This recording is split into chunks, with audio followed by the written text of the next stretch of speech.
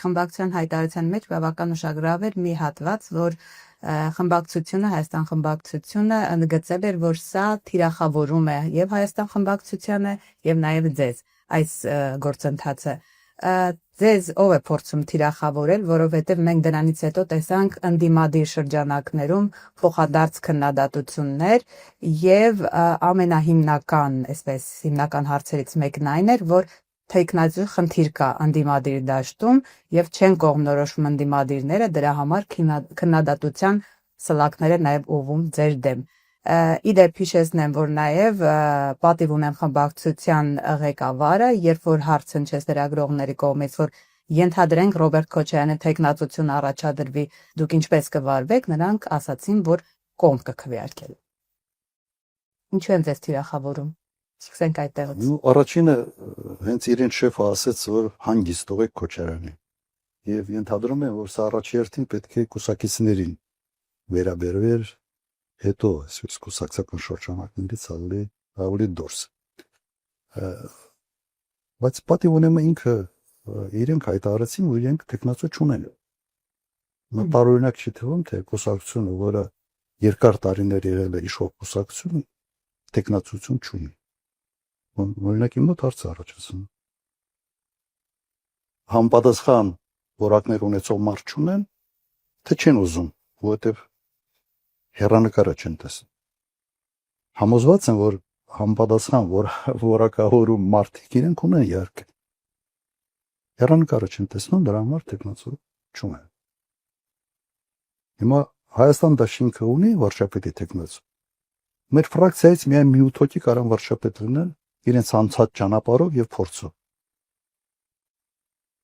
Բայց կրկնում եմ, մենք ուղղակի մարդ չունենք, որը 48 ժամվա համար պատրաստան նման քայլի գնալ։ Ես չեմ կարծում, որ որևէ լուրջ տեխնացու պատրաստ է ուղղակի մտնել այդպիսի գործընթացի մեջ։ Իմ գնահատականը դա։ Հիմա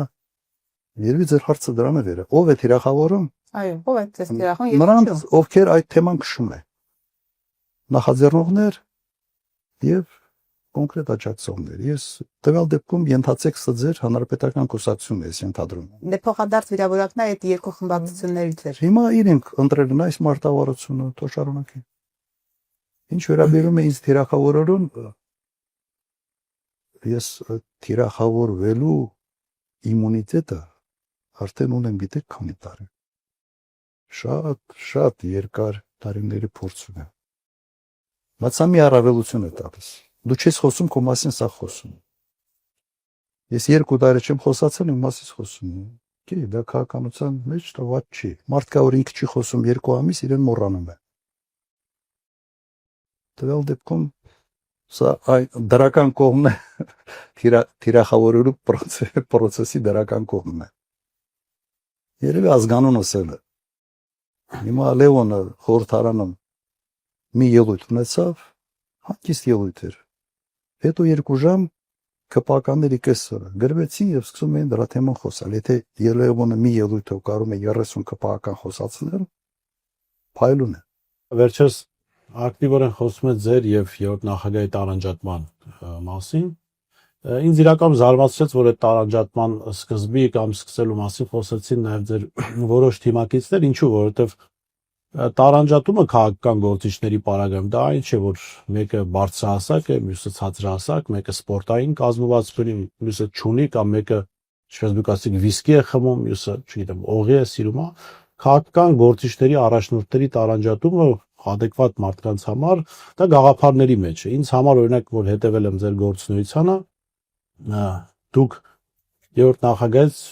գործունեությամբ տարանջատված եք 2008 թվականից, որտեղ դուք հրապարակային քննադատել եք հայ-թուրքական հարաբերությունները, սահմանադրության փոփոխությունը 2015-ին տեղի ունեցած, անգամ կարմիր գծերի հարցում, որ հանրության մեծ դժգոհություն կար, դուք քննադատել եք, համարել որ դա բեռ է հասարակության համար, հա։ Բայց այնուամենայնիվ բանը կա քարոշչական դաշտում ասում են, որ տարանջատման մասին խոսակցությունները հանրապետականից են ասում։ Դա Ռոբերտ Քոչարյանի որոշ աջակիցների մտքերում է կամ խոսակցությունների առարկա է, իսկ իրականում երկրորդ եւ երրորդ նախագահները միասին են, եւ սա ինչ որ տակտիկա է հանրությանը զբաղեցնելու, հա, հիմա շատ ուղիղ ինձ համար չէ, հանրության համար կհարցնեմ, դուք միասին եք, այս ամեն ինչը խաղ է հասարակության համար, թե ոչ։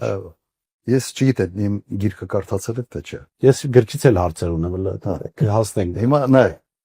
գրքի վերջի էջերը ինձ դրա մասին։ Ես փորձել եմ այդ վերջի էջերում իմ վերաբերմունքը իշխանապողությանը 18 թվականի մասին արտահայտվել նաև մեր հարաբերությունների մասին։ Սա այսօր չի որ այդ թեման կա։ Այո, տարանջատումը կա։ Ես մի շարք քայլերի հետ համաձայն չի եւ քանի որ կար նաև ընկալումը, որ ամեն ինչը մենք միասին ենք անում, իմ հարցազրույցները արդեն նախագահությունից հետո ես տալիս էի նրա համար, որ այդ ընկալումը չլինի, որ այս օրինակ հայ-թուրքական այս արձանագրություններ ես դեմ եմ, որ չասեն իրենք մեկա միասին։ Դրա համար էի հարցազրույցներ տալ։ Այն ժամանակ քաղաքականության վերադառնալու որևէ նպատակ չունեի ես։ Կարայի հանգիստ եւ հարցազրույցներ չտալ։ Սկսել եմ տալ ընդգծելու համար, որ այս հարցերի նկատմամբ ես ունեմ այլ մոտեցում, այլ կապ։